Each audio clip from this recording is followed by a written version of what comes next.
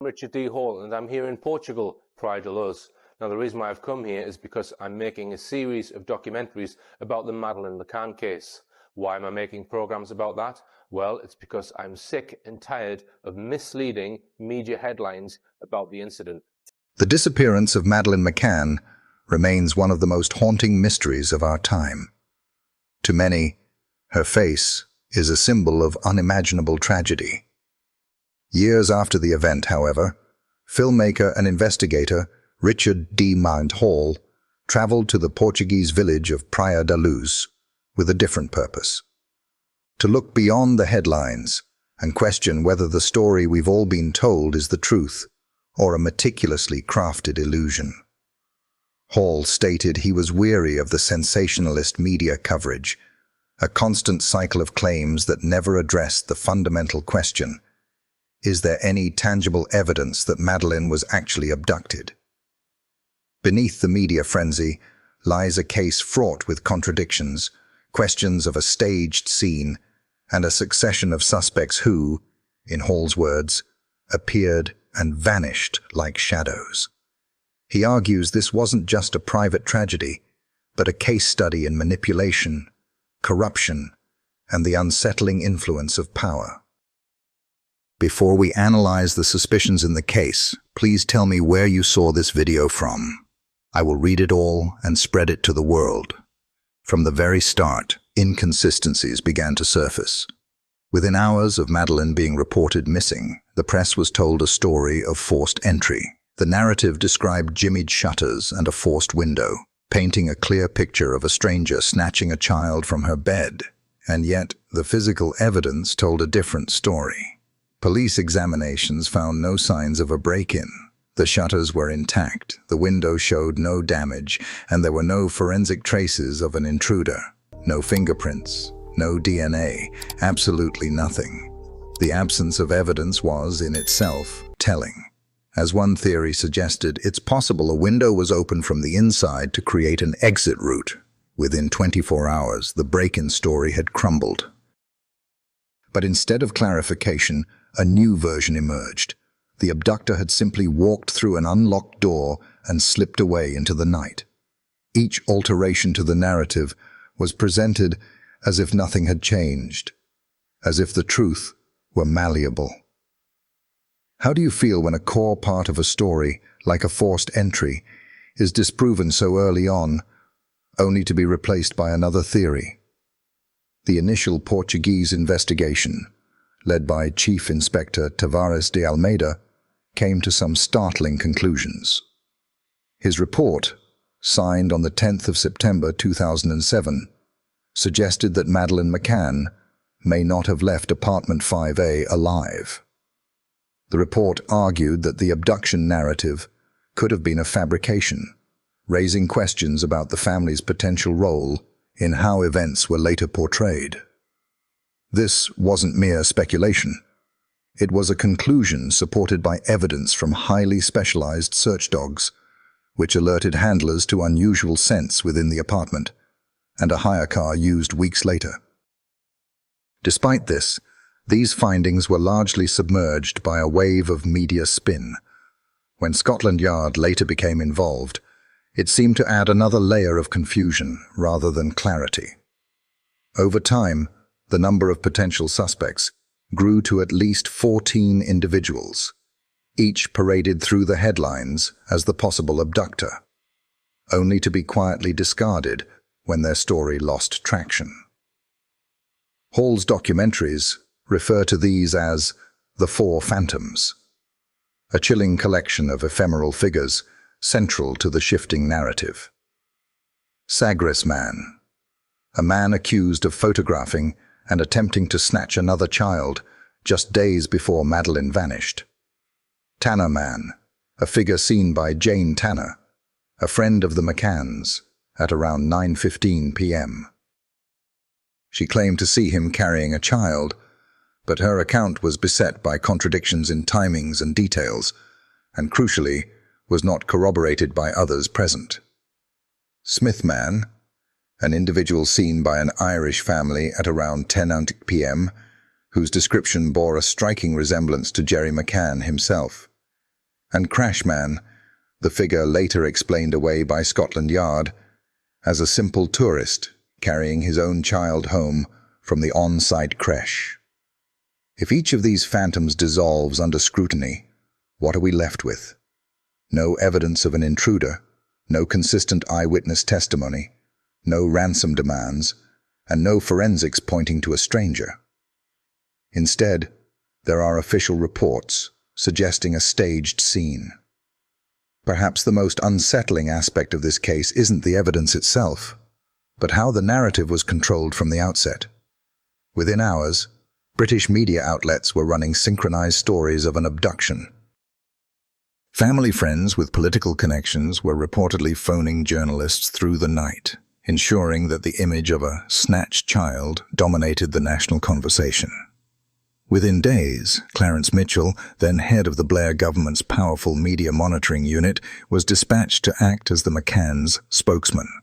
His objective appeared clear: to manage the story and ensure the abduction narrative remained firmly in the public consciousness. This raises an important question. Why was such a powerful media machine mobilized so quickly, and for whom? Hall suggests the case became a vehicle for media, governments, and even intelligence services to demonstrate control rather than to uncover the truth. For investigators who voiced doubts, the consequences were severe. Inspector Gonzalo Amaral, who openly challenged the abduction theory, was removed from the case and saw his career dismantled after publishing his book, The Truth of the Lie. Even small details from the apartment appear to challenge the official account. Kate McCann later claimed that a gust of wind had slammed the children's bedroom door shut, a dramatic detail that amplified the horror of her discovery. Yet, photographs of the room show the curtains pinned neatly behind furniture, not disturbed as they might be by a sudden draft. The bed where Madeleine was supposedly sleeping appears in photos to be almost untouched, with the corners still neatly folded. Do these details suggest that elements of the scene were arranged? This is where the case moves beyond a missing child investigation. Hall's argument is stark. This case may not demonstrate a family tragedy, but rather the machinery of a cover-up. It reveals how media can be weaponized, how governments can intervene, and how evidence can be suppressed or reframed until the truth becomes almost impossible to find. If, as multiple official reports concluded, Madeleine met a tragic end inside apartment 5A, then the staging of an abduction wasn't just a deception, it was a theft of justice. It diverted the focus from truth towards spectacle, guaranteeing the mystery would endure while the answers faded away. The work of Richard D.Hall compels us to confront an uncomfortable possibility. If the most widely reported abduction in modern history might not have happened at all, what does that say about the headlines we trust and the institutions meant to protect the truth? The disappearance of Madeleine McCann is not just the story of a missing girl. It's a mirror held up to our own systems, revealing how quickly facts can be buried, how easily phantoms can be created, and how devastating it is when truth itself becomes the first casualty. For Jane, that particular detail stuck with her. It was a cool evening in Portugal, and most attentive parents would have wrapped a child in a blanket. But this child had no cover, no shoes, and was being carried away at some pace. The description Jane provided seemed remarkably vivid for a sighting that she claimed lasted only a few seconds.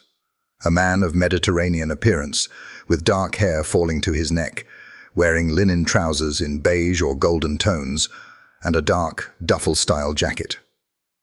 He was said to be between 35 and 40 years old, about 1.70 meters tall, and walking hurriedly into the darkness. In the early hours of May 4th, the group scribbled down timelines on the ripped cover of Madeleine's sticker book. There, Jane's words were recorded. 9:20, Jane sees stranger walking with child. That handwritten note, preserved in the police files, remains one of the earliest anchors of the abduction narrative. Investigators would later return to Jane again and again, and over time, her description grew more elaborate. There was mention of chino-style trousers, fleet-footed shoes, and even the impression that the man's jacket was made of the same material as his trousers. Memory, however, usually fades with time. It doesn't sharpen. It's an inconsistency, the Portuguese police quietly noted, yet Jane swore by everything most sacred that her testimony was true. For years, the Tanner Man sketch circulated in the press. The faceless silhouette of a figure carrying a child became iconic, an emblem of the mystery. It appeared to confirm what the McCanns feared most, that someone had stolen their daughter away under the cover of night. If the Tanner sighting was nothing more than a red herring, then the timeline of Madeleine's disappearance becomes even narrower and more uncertain. Critics argue that Jane's testimony may have been influenced by conversations among the group, by stress, or even by suggestion during later police interviews. Some point out that her identification of Robert Murat, a local man, further undermined her credibility, as she initially claimed she recognized him as the abductor before police ruled him out. But others insist her sighting cannot be dismissed so easily. The detail of the child's bare feet, the hurried walk, the odd choice of clothing for a warm climate, all these elements resonated with investigators and the public. Jane herself later admitted to feeling an immense sense of guilt, believing she might have witnessed the very moment Madeleine was carried away. That sense of torment, that she may have brushed shoulders with the abductor, has reportedly haunted her ever since. The Tanner Man account also raises a deeper question. Why was her information not broadcast immediately? For 3 weeks, Portuguese police withheld the description from the public. Only after political intervention did the sketch finally emerge, fueling global headlines.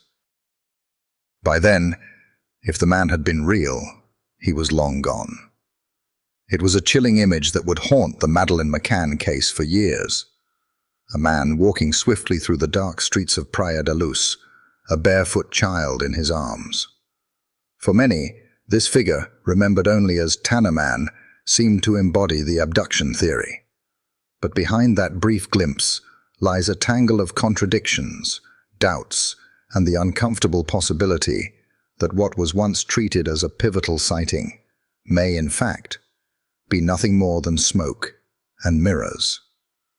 At 9:15 p.m. on the night of May 3, 2007, Jane Tanner, one of the so-called Tapper 7, stepped out from the restaurant to check on her daughter. Within minutes, she would return with a memory that altered the course of the investigation. She described a man, aged around 35 to 40, dark-haired, of medium height, dressed in beige trousers and a dark jacket. He carried a child draped across both arms, wearing light-colored pajamas. How could such a precise description, offered after only 4 or 5 seconds in poor lighting, become the foundation of a narrative that the world was told to believe? The cracks in this story appear almost immediately. Tanner claims she passed Gerry McCann and Jeremy Wilkins conversing just yards away, yet neither man recalled seeing her. Neither noticed a man carrying a child so conspicuously across the narrow road.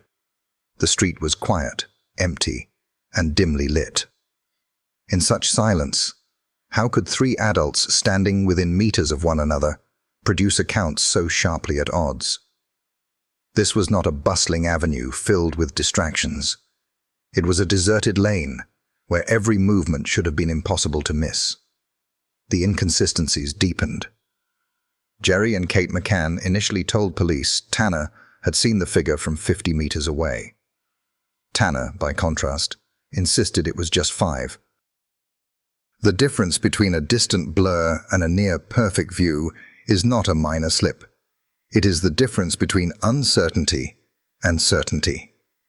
And as the days went by, Tanner's description grew not vaguer, as memory naturally does, but more elaborate. Now the trousers were not merely beige, they were chino style, the shade compared to cortisone.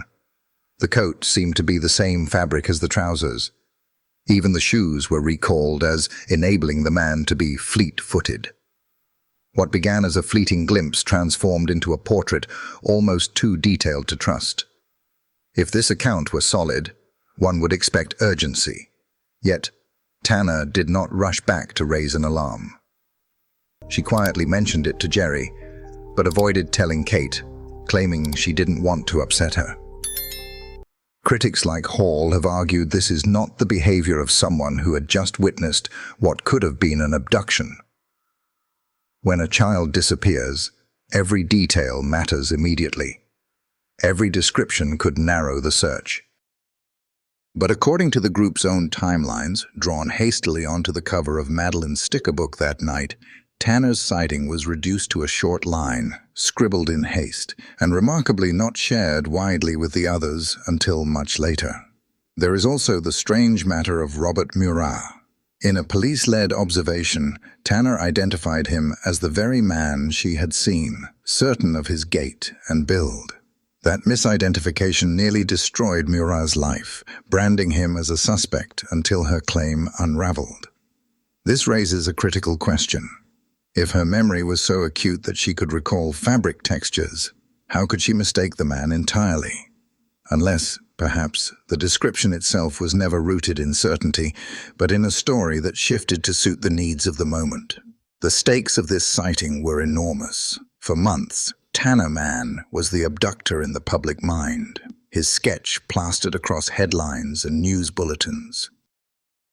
Yet, years later, Scotland Yard's Operation Grange concluded that the sighting matched an innocent British tourist returning from the creche with his own daughter. The pajamas his child wore matched Tanner's account. With that revelation, the cornerstone of the abduction narrative collapsed into something more mundane. A father carrying his sleeping child home. But by then, the damage was done. For investigators, precious weeks had been spent chasing a phantom. For the McCanns, the sighting had lent weight to the abduction scenario they promoted from day one. And for the public, the image of Tanner Man embedded itself so deeply that even today, it is hard to separate fact from myth. Critics, like Richard D.Hall, have argued that the Tanner sighting was not just flawed, but deliberately constructed. A story inserted to provide the illusion of an intruder and to steer attention away from other uncomfortable possibilities. Hall points to the contradictions, the ever-changing details, and the implausibility of three adults missing such an event at close quarters. In his view, the story was not simply a case of mistaken memory. It was a fabrication. If true, that would mean Tanner Man was never a man at all. It was an invention that shaped the world's understanding of Madeleine's disappearance for 6 years. An invention that gave the McCanns a narrative to rally around, while simultaneously diverting investigators from other critical leads. An invention that implicated an innocent man, Robert Murat, and left permanent scars on his reputation. And yet, even when stripped of all credibility, the Tanner sighting remains haunting. It reminds us how fragile truth can be when memory, fear, and desperation collide. A fleeting image in the dark can morph into a monster that dominates headlines, courtrooms, and the collective imagination. So, when we revisit that night in Praia da Luz, the stakes are more than just historical. They strike at the heart of how stories are told, how evidence is weighed, and how a single testimony can alter the course of justice. If Tanner's account was false, or even merely flawed, what else in this case rests on shifting sand? What other truths were obscured by a narrative too quick to accept an abductor and too slow to question the inconsistencies? The image of Tanner Man may have been erased by later evidence, but its shadow lingers. It is a reminder that in the disappearance of Madeleine McCann, every answer seems to lead only to more questions. And sometimes, the most dangerous figure in a case is not the man we are told to fear, but the ghost of a story that was never truly real. On the windswept beaches of Sagres, a coastal village perched at the edge of Europe, another story unfolded in the days before Madeleine McCann disappeared. It was a story that would quickly be tied to her fate, a story of a man with a camera, a frightened father, and an alleged attempt to abduct a little girl. For investigators, it seemed like a crucial lead. For skeptics, it became another troubling example of how narratives can be shaped, stretched, and perhaps even manufactured. The man at the center of this story was Nuno Lorenzo.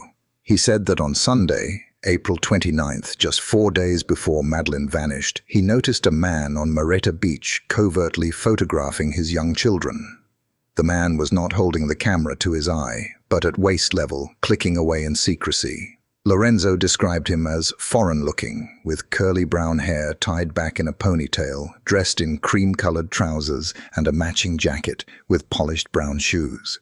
It was not the attire of a typical tourist. It was the attire of someone who stood out.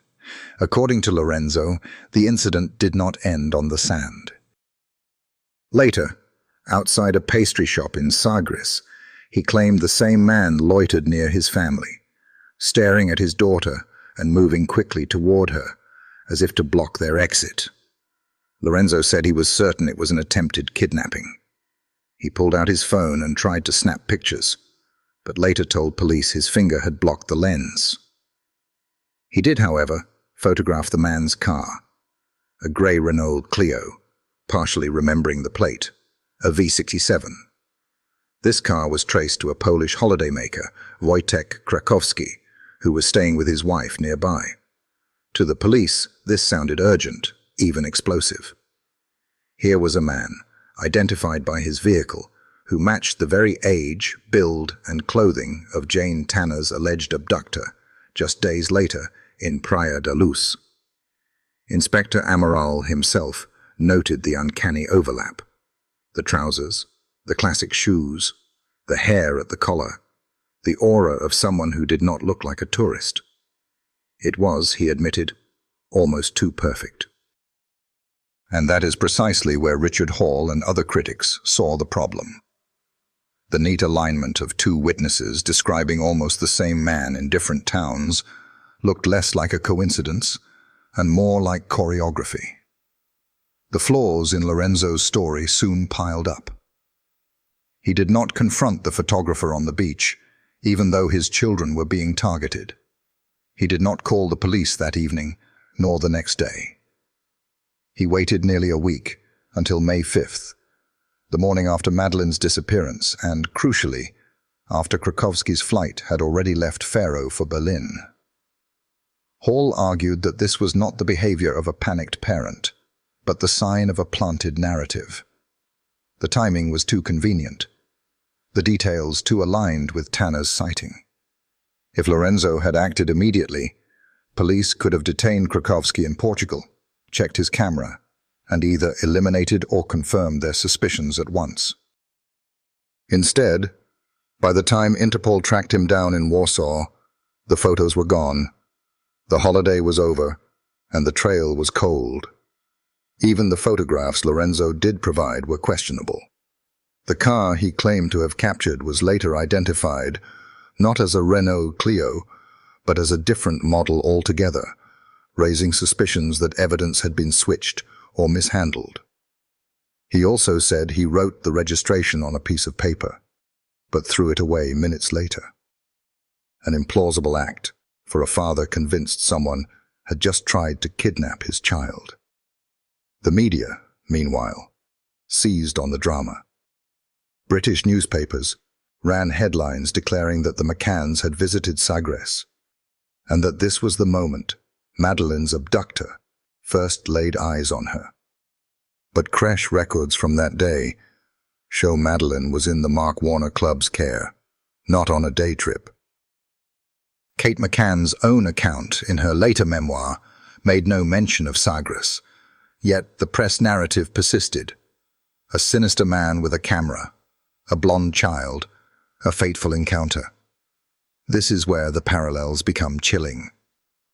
Lorenzo's description of the Sagres man, age 35 to 40, around 1.7 meters, with longer brown hair, trousers, and a jacket of matching cloth and polished shoes, is nearly identical to Jane Tanner's Tanner man.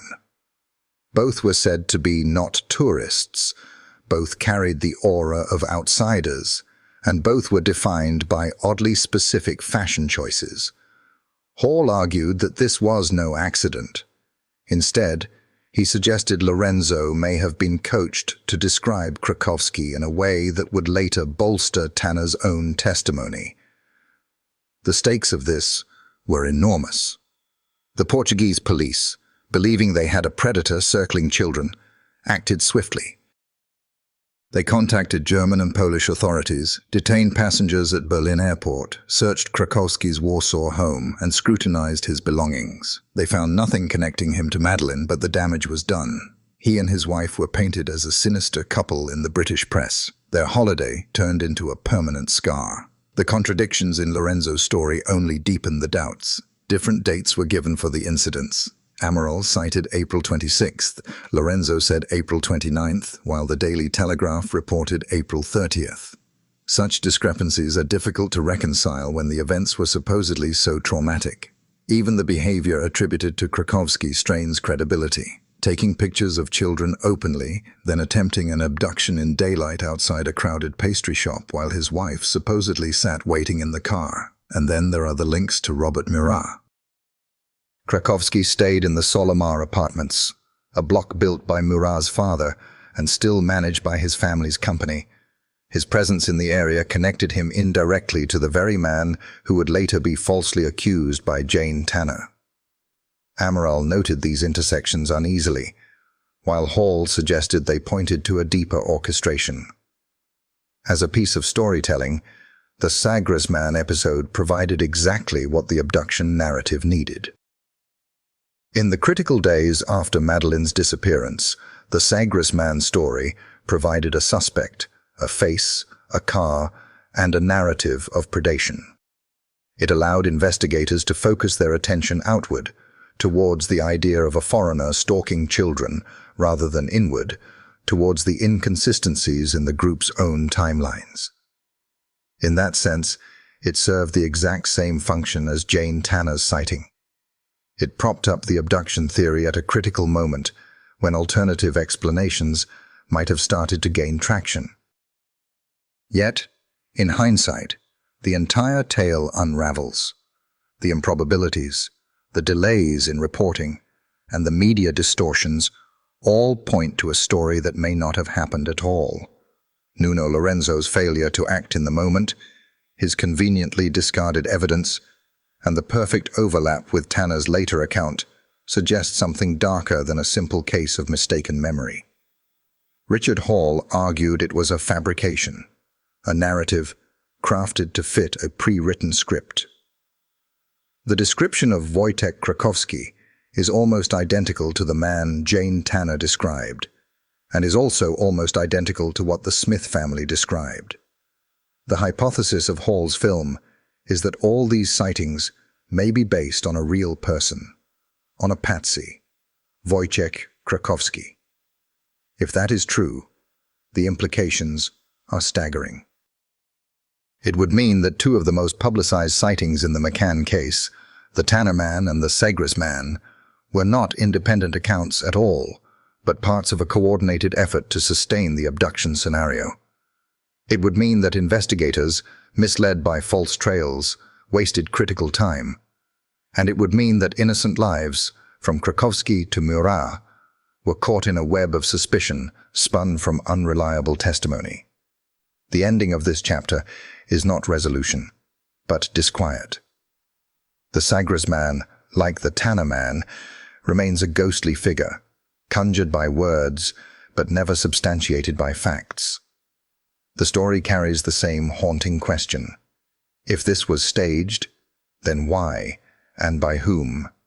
Was it to protect reputations, to deflect suspicion, or to cement an abduction narrative before other possibilities could surface? On the rugged cliffs of Sagres, the Atlantic winds still howl, indifferent to human mysteries. But the legacy of the Sagres man endures, a reminder that in the Madeleine McCann case, truth and illusion have often walked side by side. With each passing year, the stakes grow heavier because every false lead not only obscured the truth, but may have pushed it forever beyond our reach. On the night of May 3, 2007, in the quiet streets of Praia da Luz, an Irish family walked back from a late dinner, unaware that their evening stroll would become one of the most haunting episodes in the disappearance of Madeleine McCann. At around 10 o'clock, Martin Smith, along with several members of his family, saw something that would sear itself into their memories. A man, moving quickly but carefully, was seen holding a young girl dressed in light pajamas, resting quietly on his shoulder, as though she was asleep. It was an image that, at first, raised no alarm. Parents often carry their sleeping children home. But in retrospect, this moment would come to haunt them, and perhaps the entire investigation. The girl's appearance was unsettlingly precise: light-colored pajamas, blonde hair, pale skin, and no shoes, despite the night's chill. The man was described as being in his mid-30s, of medium build with brown hair, wearing beige trousers and a dark jacket. The setting was Rua da Escola Primaria, a small street leading toward the beach, less than 300 meters from the ocean club where Madeleine had vanished. The Smiths, without realizing it at the time, may have been the closest independent witnesses to seeing Madeleine outside apartment 5A. It would take 13 days before the Smith family came forward. That delay is one of the central mysteries fueling suspicion. Why would a family, upon learning the very next morning that a child matching the description of the one they saw was missing, wait nearly 2 weeks to speak to the police? Some have argued that they simply didn't connect the dots immediately. Others, like Richard Hall, question whether the timing of their statement, coming just after Robert Murat had been declared a suspect, was coincidental or strategic. Their eventual account seemed to push suspicion away from Murat, emphasizing instead that the man they saw did not resemble him. Hall interprets this as a subtle but deliberate redirection. Even more troubling were the contradictions within their testimonies. At first, Martin Smith said the man looked unremarkable, just a normal tourist carrying a child. His description was vague, blurred by poor lighting. Yet, in later statements, the description became more detailed: cream trousers, a linen-like fabric, a dark top, and the child resting in his arms. How could a memory grow more detailed with time instead of fading? Then came the most chilling twist. Months later, while watching a news broadcast of the McCanns returning to the UK, Martin Smith felt an eerie shock. As Gerry McCann descended the steps of the plane holding one of his children, Smith described it as an action replay. The posture, the lowered head, the way the child was carried, it all mirrored the figure he had seen that night. He told authorities he was 60 to 80% sure the man was Gerry McCann. This revelation has sharply divided opinion. Supporters of the McCanns dismiss it as a mistaken association, a kind of false recognition that can easily occur when memory is combined with later images. But critics like Hall argue that such a visceral reaction, described by Smith as a bolt from the blue, is difficult to ignore. The fact that Smith remained consistent about his suspicion, even years later when misreported media stories claimed he had retracted his statement, only deepens the controversy. The parallels between the Smith sighting and Jane Tanner's earlier claim are striking. Both describe men of similar height, age, and dress, each carrying a young barefoot girl in light pajamas. Both emphasize that the man did not look like a tourist. Yet, their accounts were separated by 45 minutes and took place in opposite directions of travel. If both were true, then there were two men carrying children through Praia da Luz within the same hour, an extraordinary coincidence. More plausibly, one account may have been false or manipulated. Scotland Yard initially leaned on Tanner's version, but in later years shifted focus, suggesting the Smith sighting was the more credible lead. The conflicting timelines cast a shadow over the entire reconstruction. Complicating matters further were the EFITs, created from the Smith family's recollections. Commissioned in 2008 by private investigators hired by the McCanns, they were astonishingly withheld from the public for 5 years. When finally released on the BBC's Crime Watch in 2013, the 2 sketches appeared to show entirely different men. One bore a resemblance to Gerry McCann, the other to a stranger. The decision to suppress these images for so long has fueled endless speculation. Why hide them if they might have advanced the search? And why were they released only after Scotland Yard announced a revised timeline that refocused on the 10 p.m. window, the very moment of the Smith sighting? When the long-suppressed EFITs were finally released, they caused more confusion than clarity. Hall pointed out that the 2 sketches, both said to represent the same man, looked like entirely different people.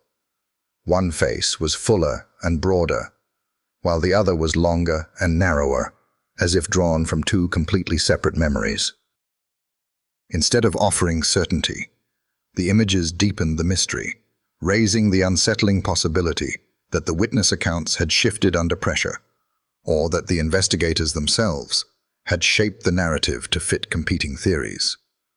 And then came the most uncomfortable question of all. How could such detailed sketches be created from nothing more than a fleeting glimpse in the dark? The Smiths themselves admitted the sighting lasted only seconds, under poor lighting, on a narrow street. Yet somehow this momentary shadow was transformed into finely drawn portraits. Hall argued that memory simply could not have supplied such detail. On its own, this suggests that what emerged in those EFITs was not a faithful recollection, but the product of influence, imagination, or perhaps even design. The stakes in this analysis are immense. If the Smiths truly saw Madeleine that night, it redefines the entire timeline. It suggests she was alive nearly an hour after her parents claimed to have discovered her missing. It also raises the unthinkable question, was she being carried not by an abductor, but by someone closer to home? Richard Hall goes further, suggesting the entire Smith narrative may itself have been influenced, consciously or unconsciously, by the immense pressures surrounding the case. He points to the late reporting, the vagueness of the initial details, and the strangely convenient alignment of the Smith description with Tanner's earlier sighting. Could the Smiths have been nudged, directly or indirectly, into providing a sighting that reinforced the abduction narrative while also exonerating Robert Murat? And yet, the Smith testimony remains one of the few independent sightings not connected to the McCann's holiday group. Unlike Tanner, the Smiths had no personal ties to the family. Unlike Lorenzo's account of Sagres Man, their credibility was not marred by obvious contradictions or media embellishment. They were ordinary tourists who, by sheer chance, may have walked past a man carrying the most searched-for child in modern history. This independence has kept their testimony alive in investigative circles, even when surrounded by doubt. But the controversies refuse to fade. The police files show that at the very time the Smiths reported seeing the man, Gerry McCann was recorded as being at the tapas restaurant. If that alibi holds, then the recognition on television must have been a mistaken projection. Yet the haunting detail, the specific way the child's arms dangled, the awkward carry, the head bent low, remains difficult to dismiss. It was not merely facial recognition, but posture and movement that triggered Martin Smith's memory. The story of Smithman is therefore less about one definitive truth than about a labyrinth of contradictions, a sighting delayed, memories that sharpened over time, sketches suppressed and then released, and the unsettling possibility that a father's image overlapped with that of an alleged abductor. Whether this was coincidence, manipulation, or a genuine revelation remains unresolved. But what is certain is that the Smith sighting stands as a fulcrum in the case. If real, it could represent the last living glimpse of Madeleine McCann. If false, it exemplifies how fragile witness testimony can become under the weight of global media and investigative agendas. As years passed, the sighting has been alternately embraced and dismissed, used as both a shield and a sword in the battle of narratives surrounding the case. For Hall, it embodies the illusion of truth, how convenient testimony can be marshaled to sustain a version of events while obscuring deeper questions. For investigators, it remains a tantalizing puzzle, too credible to ignore, yet too contradictory to fully trust. In the end, the legacy of Smith Man lies not in certainty, but in a haunting ambiguity. On that dark street leading toward the sea, a family saw a man carrying a sleeping child. Whether it was Madeleine, and whether the man was a stranger or someone far closer, is a question that lingers like a ghost over every theory of that night. The disappearance of Madeleine McCann had already become one of the most scrutinized mysteries of modern times. And yet, 6.5 years after that night, the world was confronted with a revelation that seemed almost too convenient, too neat. On a crisp October evening in 2013, millions tuned into a BBC Crime Watch special. It was there that Detective Chief Inspector Andy Redwood stepped forward with what he called a breakthrough. According to Scotland Yard, the infamous Tanner Man, the shadowy figure said to have been carrying a child at around 9:15 p.m., was no abductor at all. He was, Redwood claimed, nothing more than an innocent British holidaymaker returning from the creche with his 2-year-old daughter. For a case that had spiraled into a global obsession, this announcement landed like a thunderclap. A figure long painted as the potential kidnapper, a cornerstone of Jane Tanner's troubled testimony, was now quietly erased from the script. In his place emerged a new construct. Crashman, so named because his daughter had supposedly just been collected from the night creche.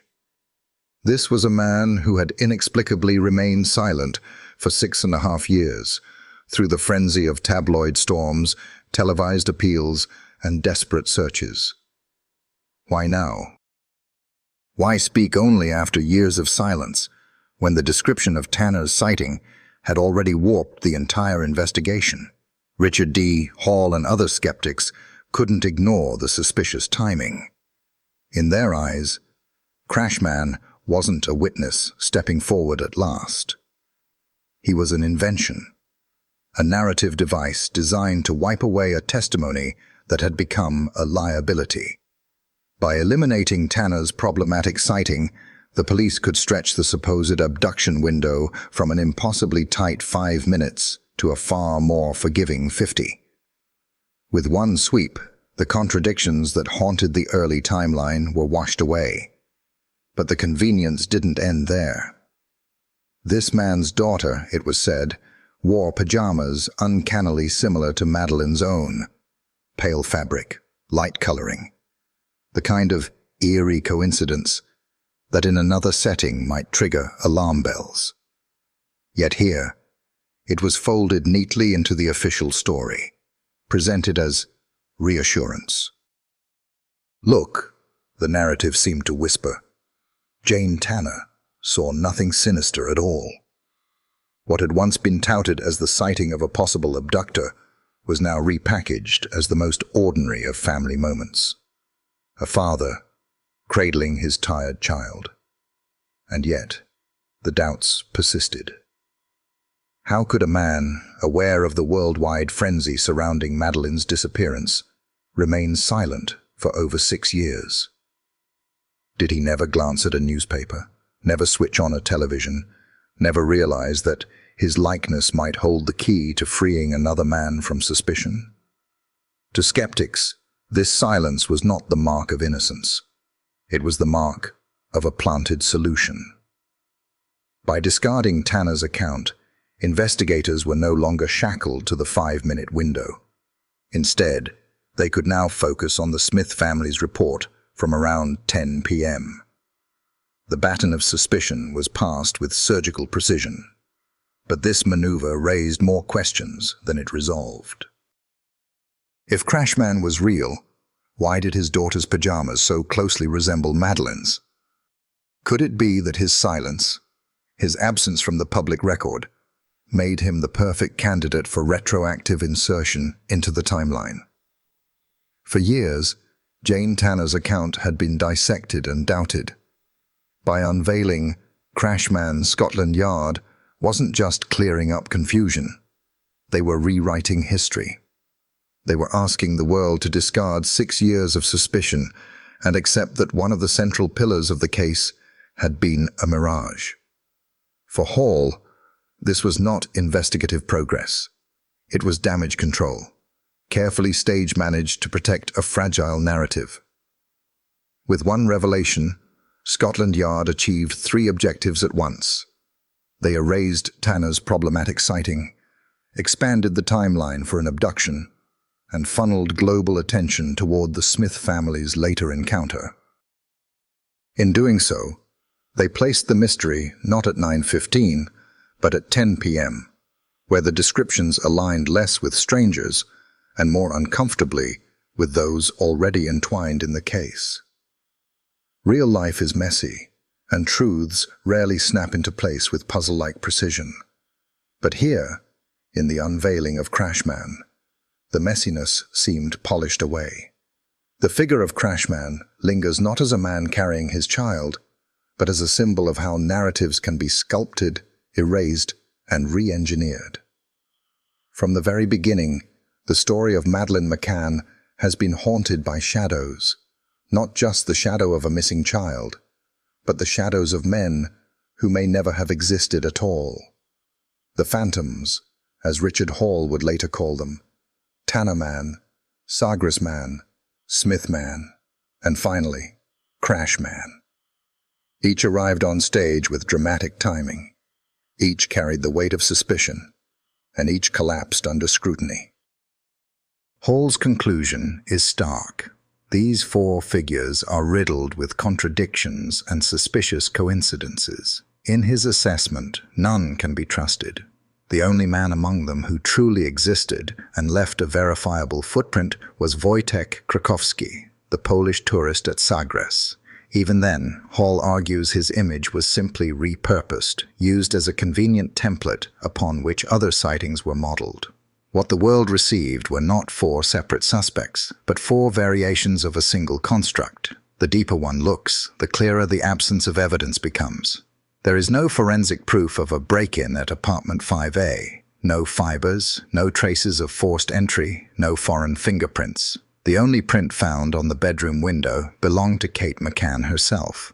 For all the years of speculation, the physical evidence offers nothing to support an abduction. What remains are stories, and those stories shift with every retelling. Hall insists this is no accident. The purpose of these narratives was never to solve the crime, but to control it. Operation Grange, Scotland Yard's high-profile review, is painted not as a genuine search for truth, but as a psychological operation to reinforce the abduction narrative, no matter how thin the evidence. The conclusion is unsettling. A child vanished, yet after all this time, what remains are phantoms and theories, not facts. If the suspects were never real, then what else has been conjured and what else has been erased? Hall frames his work as closer to the truth than anything presented by governments, precisely because it is free of their agendas. His closing words are not simply analysis, but a call to arms, asking viewers to share the message and break through the wall of misinformation that, in his view, has protected the powerful and obscured the truth for so long. After journeying through this labyrinth of phantoms, shifting timelines, and official narratives, how does this alternative perspective make you feel? Does it challenge everything you thought you knew about this tragic case? When the line between truth and illusion becomes so blurred, and when institutions we trust may be shaping the story, where do you believe the path to justice for Madeleine truly lies? Let us know your thoughts in the comments below. Thanks for watching. How do you feel about these arguments and theories? Does it give you a different perspective on the case?